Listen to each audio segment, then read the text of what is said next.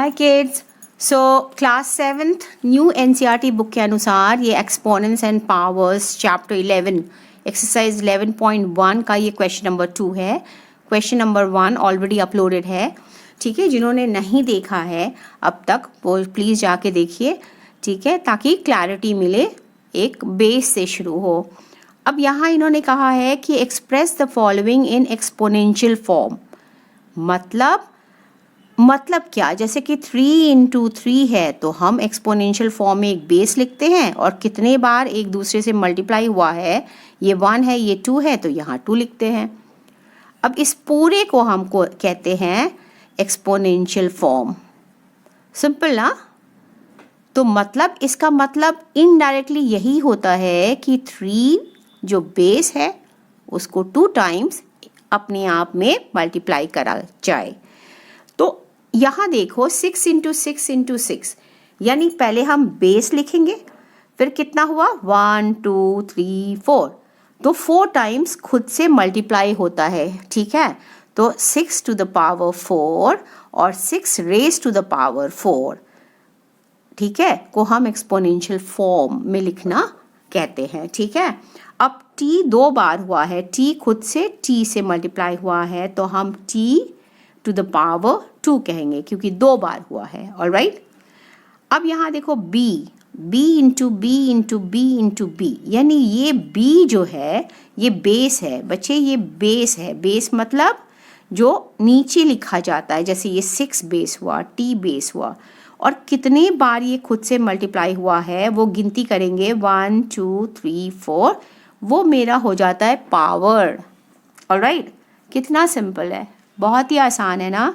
अब यहाँ देखो थोड़ा सा ट्विस्टेड है। क्यों ट्विस्टेड है कि यहाँ हमारा 5 का बेस है, यहाँ हमारा 7 का बेस है, यानी मिक्सचर है यहाँ पे।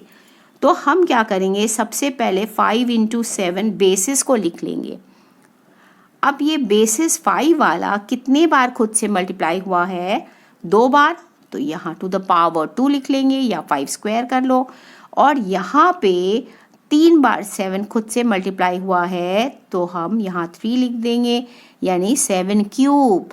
इसको हम 7 क्यूब बोल सकते हैं, 5 स्क्वायर बोल सकते हैं। तो ये हो गया हमारा एक्सपोनेंशियल फॉर्म। ऑलराइट ना।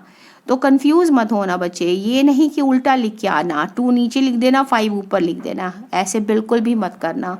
3 नीचे लिखना और 7 ऊपर लिख देना, नहीं। 7 बैठा रहेगा नीचे एज बेस, और इनका जो पावर, इनका एक्सपोनेंट बनेगा वो 3 बनेगा यहाँ पर। अब इसको भी आप अगर खोलते हो तो यही लिखना होता है, ठीक है ना। तो ये वाला हम लोग क्वेश्चन नंबर 1 में करे थे, तो आपको याद होगा, ठीक है। और जिन्होंने नहीं देखा वो क्वेश्चन नंबर 1 देख लेना जरूर से। एक्सपोनेंट्स एंड पावर्स प्लेलिस्ट, ठीक है, आपको दिया गया है डिस्क्रिप्शन में, वहाँ आप देख लेना, ठीक है।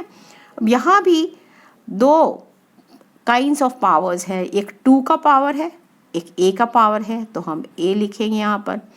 अब यहाँ 2 कितने बार मल्टीप्लाई हुआ है खुद से, 1 2, तो यहाँ 2 टू द पावर 2, और a कितने बार खुद से मल्टीप्लाई हो गया है, 2 बार, तो ऐसे लिखेंगे, ठीक है। आसान ना, उतना डिफिकल्ट नहीं है। अब यहाँ देखो a into A into A, c into C into C into C, ठीक है, कितनी बार हुआ है, 4 बार। ये c है और d है 1 बार। तो हम पहले बेस, ठीक है, खुद को अभी हम इतना तंग नहीं करते, ठीक है, पहले बेस लिख लेंगे, फिर गिनती करेंगे 1 2 3, तो यहाँ 3 लिखा, 1 2 3 4, तो यहाँ 4 लिखेंगे। d का क्योंकि एक ही है तो हम यहाँ 1 नहीं देते हैं, ये देना आवश्यक नहीं है, तो आप ऐसे लिखना, ठीक है, नहीं तो मैम आपके मिस्टेक भी कर सकती हैं। तो डी को सिर्फ अकेले है, यानी ऑटोमेटिकली यहाँ 1 है ही। ऑलराइट। सो ये कितना आसान था, क्वेश्चन नंबर 2 भी आसान था, क्वेश्चन नंबर 1 भी आसान है, बट धीरे धीरे अब डिफ़िकल्टी लेवल बढ़ेगा, इसलिए आप लोग इस वीडियो से बने रहें ताकि हम लोग कंप्लीट कर सके अच्छे से क्वेश्चन नंबर 8 तक। ऑलराइट।